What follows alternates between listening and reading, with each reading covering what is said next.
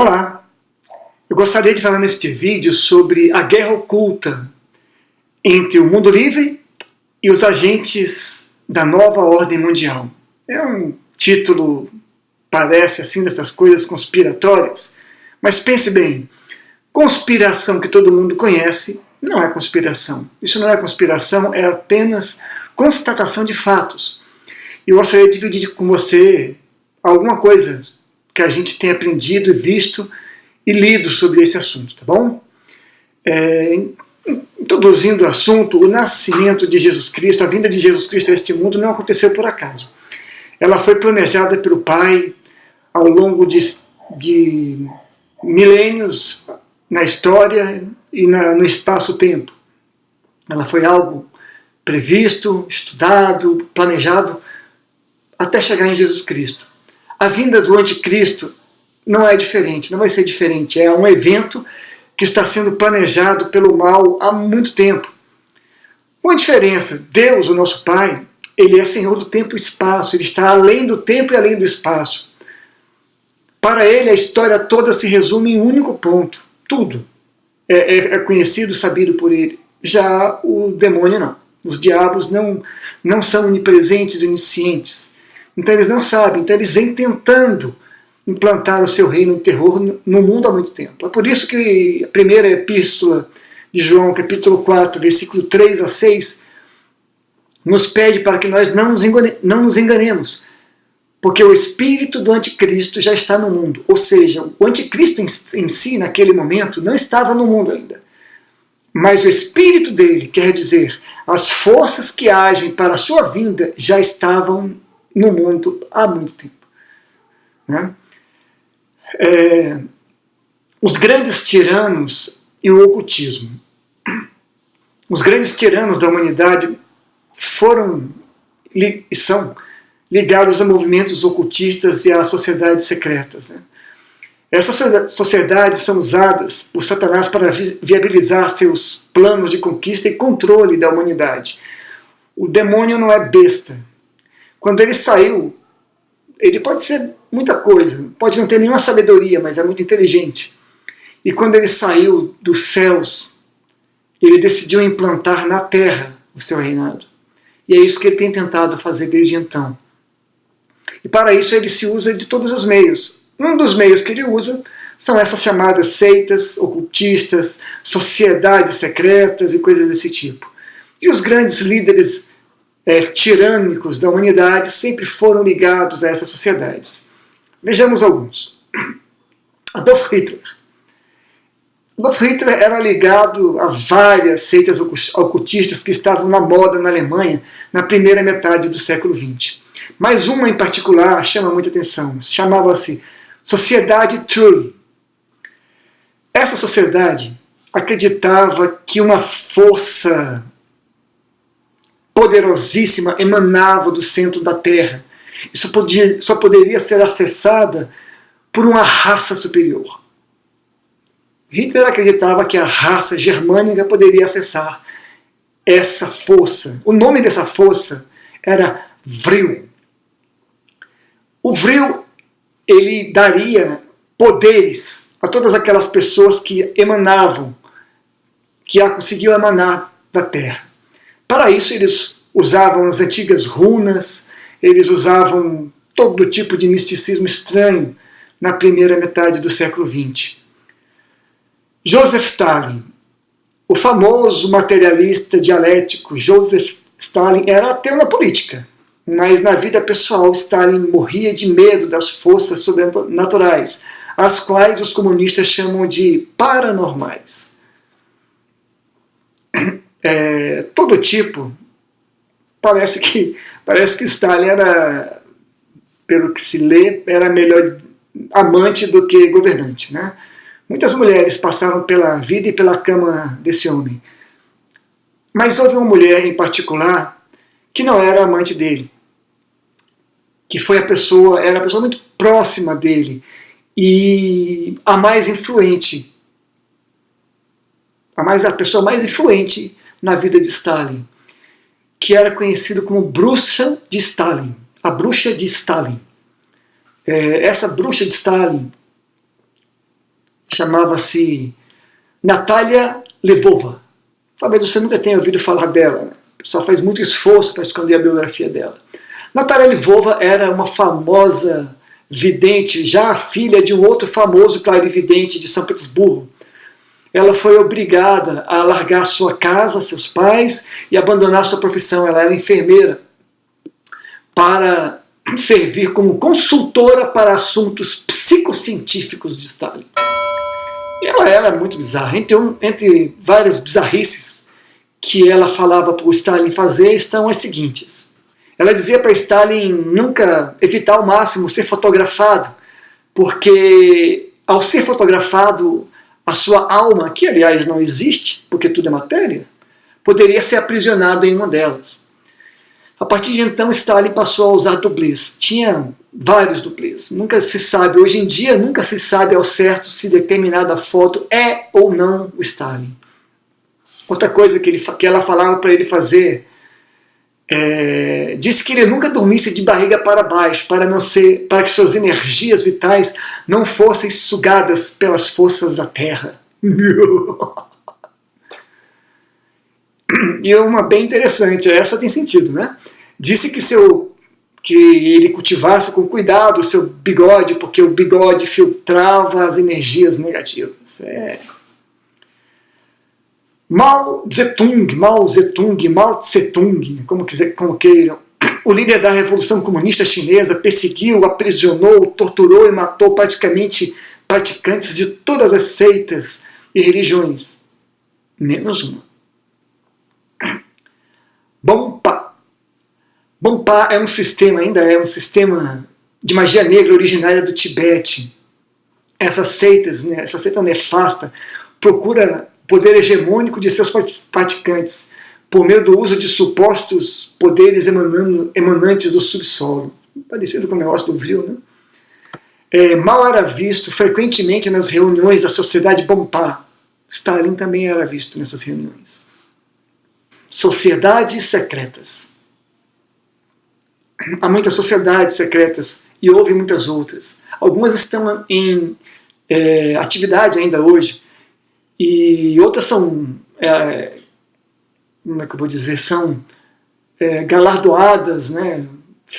Os filmes falam com muitas propriedades sobre ela, com muitas curiosidades. Na verdade, em geral, são coisas muito maléficas. Esse não é um estudo sobre essas sociedades. Eu direi apenas algumas delas, as fontes sobre elas, eu vou colocar algumas no final do vídeo, tá? E vou colocar também aqui embaixo, para depois você acessar, que vai estar no site também, para quem desejar mais informações sobre o assunto. Ordem dos Cavaleiros do Templo, chamado Os Templários, né? Essa ordem foi criada para ser uma ordem cristã, mas foi corrompida com o poder e riqueza que obteve. Tornou-se uma ordem ocultista adoradora de uma entidade chamada Baphomet, que era um ídolo pagão com uma cara de bode, para o qual os templários passaram a oferecer canções e preces. Dizem, não há como comprovar, mas dizem que ela ainda está em atividade hoje em dia, que os templários continuam sendo uma seita secreta, muito exclusiva, e que eles têm comprado, inclusive no Brasil, muitos hectares de terras, porque acreditam que no futuro quem controlar a produção de grãos controlará o mundo. Quem controlar água e grãos no futuro controlará o mundo. Faz sentido, né? Maçonaria.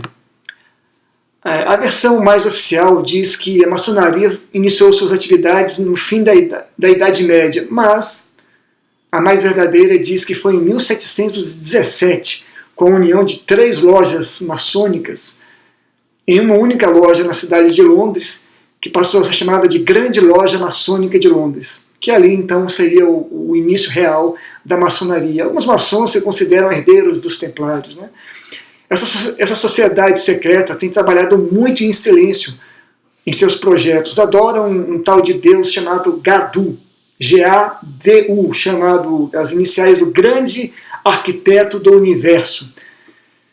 Esse não é um estudo sobre maçonaria, seu universo é muito complexo e grande, mas eu vou dizer aqui apenas algumas outras ordens derivadas dessa ordem da maçonaria.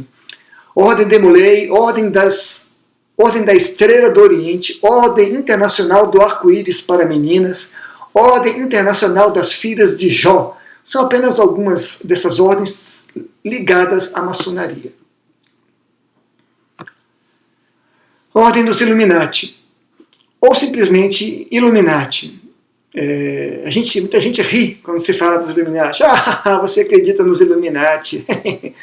Acho bom você acreditar. Eles existem, estão em atividade, são influentes.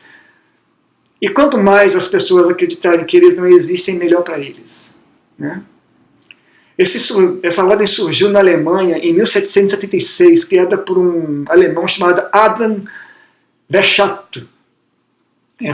Sua missão era libertar, segundo eles, era libertar o mundo do que ele chamava de dominação jesuíta da Igreja de Roma. É talvez a ordem mais perigosa para a cristandade de todos os tempos. Está por trás de todos os esforços para implantar a chamada nova ordem mundial, que existe e está sendo implantada e a gente não está dando a mínima porque acha que não existe. Essa nova ordem mundial visa por fim ao modelo ocidental de cultura, construído por séculos com base na espiritualidade judaico-cristã, na filosofia grega e no direito romano. Opus Dei, expressão em latim que significa obra de Deus, foi fundada pelo sacerdote espanhol chamado José Maria Escrivá, em 1928. A Opus Dei hoje é um braço autônomo da Igreja Católica e não deve obediência às arquidioceses locais, senão somente ao Papa, que, dizem, já perdeu o controle sobre essa ordem desde o pontificado do Papa Paulo VI, ou seja, lá na década de 60, 70. Essa ordem está presente em 64 países e conta com aproximadamente 95 mil adeptos em todo o mundo. A Opus Dei continua sendo o braço esquerdo do Vaticano. Skull and Bones.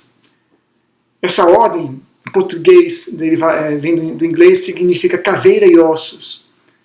Ela foi fundada na Universidade de Yale, pasmem, uma universidade fundada por protestantes, em 1832, para ser uma das mais influentes e exclusivas ordens secretas do mundo. Com ligações com a maçonaria, com os Illuminati, essa ordem já fez inúmeros presidentes norte-americanos, além de importantes membros do alto escalão do governo dos Estados Unidos.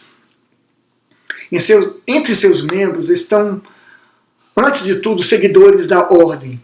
Não importa se são democratas, se são republicanos, se são protestantes, católicos, se são ateus, se são pedófilos, se são necromantes, se são homossexuais, se são heterossexuais, não importa nada disso. O que importa é que eles devem fazer o que a ordem manda. E o principal objetivo dessa ordem é também a implantação da nova ordem mundial. Essas são apenas algumas, há algumas outras ordens ainda em atividade. Uma de extrema direita chamada Ku Klux Klan. É uma sociedade secreta nascida para perseguir judeus, negros, latinos, tudo que não era não era considerado anglo-saxão ariano, né? Essa besteira toda. Uma ordem nefasta que ainda está em atividade hoje em dia. A Nexium, fundada em 1998, que prometia ajudar mulheres a entrarem no mercado de trabalho, mas na verdade as envolvia com sinistros rituais, escravidão sexual e lavagem cerebral. Uma ordem muito pouco conhecida, eu vou falar agora. A Tarikat, que é uma ordem turco-árabe, que tem por objetivo a implantação do Islã junto a países democráticos ocidentais. Para isso eles financiam, patrocinam e apoiam políticos no mundo todo, que depois de eleitos devem retornar com obediência à ordem. Foi a Tarikat que ajudou Barack Hussein Obama a chegar à presidência desde que ele era um estudante. Essa é uma história que a gente conta em um outro momento. Foi essa Tarikat que exigiu que o príncipe Charles abrisse as portas para o Islã na década de 80, e esse também é uma outra história. Essa ordem tem feito todo tipo de atividade para acabar com o cristianismo. A guerra oculta entre o mundo livre e os agentes do globalismo. Que nada tem, globalismo não tem nada a ver com globalização, são coisas diferentes, são termos parecidos, mas nada tem a ver uma coisa com a outra. Gostaria de falar agora sobre a Open Society Foundation. Essa entidade, a entidade mais perigosa, mais nefasta, mais influente, mais rica e mais poderosa do mundo, não é uma sociedade secreta. É bastante conhecida, mas não por sua transparência. Essa sociedade, a Open Society Foundation, foi fundada pelo mega investidor George Soros, que recentemente transferiu 18 bilhões para a sua fundação. Ela foi fundada em 1993 pelo judeu húngaro naturalizado norte-americano, o George Soros. Essa fundação está por trás de cada notícia que é manipulada pela mídia internacional, cada letra que a mídia mundial transcreve, cada centavo que financia ditaduras socialistas na África, na Ásia, na América Central, na América Latina, está por trás de cada doação aos partidos de esquerda, seja uma social-democracia europeia, lulopetismo, tupiniquim, bolivarianismo ou comunista mal-stalinista. Todos eles são financiados e recebem muito apoio financeiro dessa Open Society Foundation, ou seja, do próprio George Soros. E aí agora a gente entra, afinal de contas, quem é George Soros, né? Quem é essa pessoa tão influente, tão poderosa? Ele é sim a pessoa mais poderosa do mundo. Não é o presidente manipulável norte-americano. A gente vai falar disso em outro vídeo, talvez. Vamos lá. George Soros nasceu em 1930, em Budapeste, na Hungria, bem como a presidenta Dilma Rousseff, que não nasceu no Brasil e jamais poderia ter sido, portanto, jamais poderia ter sido presidenta do Brasil. Mas isso é outra história também. Esse cara sobreviveu ao nazismo, entregando e delatando outros judeus. Ele fez um bom dinheiro com isso. Esse não é um estudo sobre George Soros. Basta dizer no momento que ele, na adolescência, concebeu uma visão de mundo onde não haveria mais guerras. Bonito, né? Que nem o John Lennon. E para isso não podia mais existir, obviamente, as nações, porque as guerras derivam da luta entre nações e entre organizações. E ele achou que não deveria mais fazer isso. Começou a implantar o seu sonho através da mídia e através da grande fortuna que ele começou a adquirir. Por que a mídia? Porque a mídia começou a reproduzir tudo o que ele pensava. Ele também, segundo a sua visão, o mundo livre deveria ser livre do cristianismo e dos dogmas cristãos. Soros e suas organizações estão por trás da criação da União Europeia, que é uma tentativa de recriação da União Soviética, corrigindo alguns erros. Por exemplo, acabar com os Estados-nações, que é indispensável. É por isso que, recentemente, o Reino Unido saiu da União Europeia, porque não quis ser desconfigurado. Algumas nações europeias também estão lutando para permanecer nações europeias. A Suíça nunca quis entrar porque gosta de ser Suíça e quer permanecer Suíça, e assim por diante. Mas para George Soros e para a União Europeia, não pode haver mais países, os estados soberanos nacionais.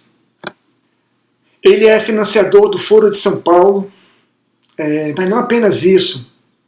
O Foro de São Paulo, como você sabe, visa transformar a América do Sul numa grande pátria latina, né? A grande pátria latina, que seria uma grande pátria socialista. Para isso ele financiou e financia o Foro de São Paulo e muitas das ditaduras que nós vemos aqui nesse continente. Ele desenhou, junto, como já falei, com o Príncipe Charles, junto com a Irmandade Muçulmana e com a Tarikat, desde os anos 80, a migração em massa islâmica da Europa, com a adesão de Angela Merkel, que é uma antigo membro do Partido Comunista da Alemanha Oriental e atual chanceler alemã. O truque mais esperto. Charles Baudot disse o seguinte: o truque mais esperto do diabo foi ter convencido as pessoas de que ele não existe. Porque se ele não existe, ele não pode estar estragando nem a minha nem a sua vida. Ele não existe. E nem estragando o mundo. O maior erro, vamos entrar aqui no assunto muito complicado de falar, o maior erro do mundo livre foi pensar que o comunismo havia terminado, havia morrido junto com a União Soviética.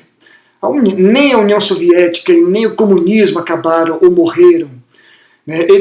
Ele mudou, se transformou, ele mudou a aparência para permanecer o mesmo na essência. Ele dá um braço para salvar a perna, ele dá os dois braços para salvar a cabeça.